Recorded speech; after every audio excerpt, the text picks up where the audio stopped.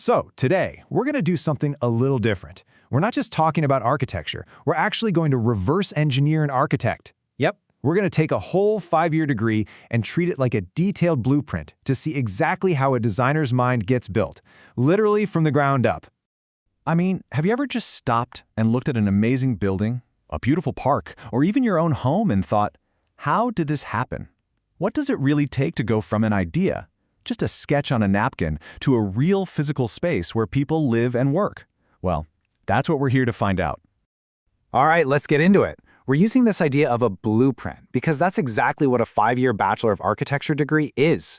It's a step-by-step plan, and by following it semester by semester, we can see exactly how all those unique skills an architect needs are put together, piece by piece.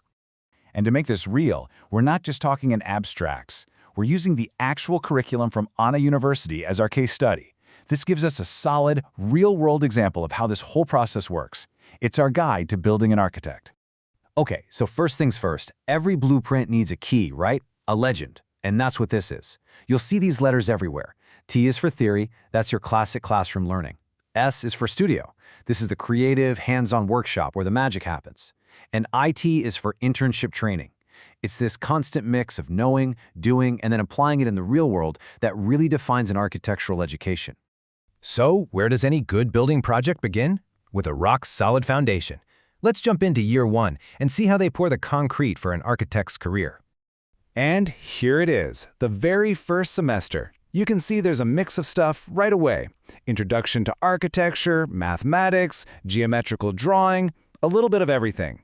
But there is one course on this list that is, without a doubt, the heart and soul of everything that comes after it. And it's this one, the Foundational Design Studio. This is not just another class. It's the central hub. It's the laboratory where all that other theory you're learning gets put to the test. 9 hours. A week. Just think about that. That is way more time than you'll spend on any other single subject. This tells you everything you need to know. From day one, this isn't about just sitting and listening. It's about doing, creating, and living in that design mindset. So, what even is a design studio? The best way to think about it is like a creative lab. It's a hands-on space where you're constantly working on design projects, getting feedback from your professors and your classmates, and just learning by doing. It's a mix of a classroom, a workshop, and, honestly, a bit of creative chaos. It's fantastic. Okay, so the foundation is set. Now it's time to start building the structure. As we move into years 2 and 3, the blueprint starts to get a lot more complex. This is where theory and structure really begin to connect in a big way. Just take a look at semester 3. The scope just explodes. On one hand, you're diving deep into history with architecture in India, learning about context and culture. And at the exact same time, you're tackling the hard science of structural systems. This is where the artist and the engineer inside every architect really start to become one. And that pace just keeps accelerating. By the time you hit semesters 4 and 5, you're getting into the real science of how buildings work. We're talking about things like water supply, structural design of concrete, and you're even starting to zoom out and think bigger with urban architecture. You're not just designing shapes anymore. You're designing living, breathing systems. All right, now this is where the blueprint starts to become uniquely yours. After building that strong general foundation, you get to start carving your own path. It's time to specialize. And this is where your personal passions really start to guide your education. You get to choose from these professional elective streams. If you're into tech, there's a whole stream on digital design. If you care about the planet, you can go into energy and technology. If you want to shape whole communities, there's urban studies. This is where you start designing your own future. And look at how forward-thinking these options are. We're talking sustainable design, artificial intelligence in design, smart cities, parametric modeling and coding. This isn't just about learning the old ways. This is about preparing you to be an architect for a future that's constantly changing. It's incredibly exciting.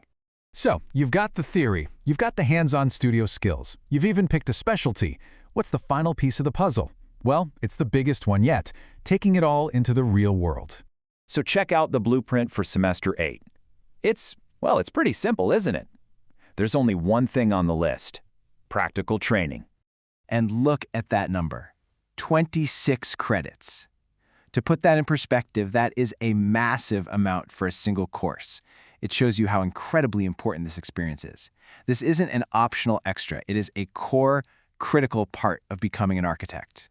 What this means is you spend an entire semester, full-time, working in a professional architecture firm. You're on a real team with real projects, real clients, and real deadlines. This is the moment the blueprint finally meets the build site. And so after 5 years, after all the theory, the late nights in the studio, the specialization, and that intense real-world training, you arrive. The blueprint is complete, and you have your final design, the architect. It's really an incredible journey when you think about it. It takes you all the way from a blank piece of paper to a built reality that can shape how people live for decades to come. You know, I want to end with a line I found in the curriculum itself. It's from the description of that very first design studio we talked about, and I think it just perfectly sums up this whole 5-year journey. It says that architecture brings all these needs together into a coherent totality through the act of conscious design. That's it right there, conscious design. So there you have it. That's the blueprint. It's a plan for building a thinker, a creator, and a problem solver. The only question left is, what will you design with it?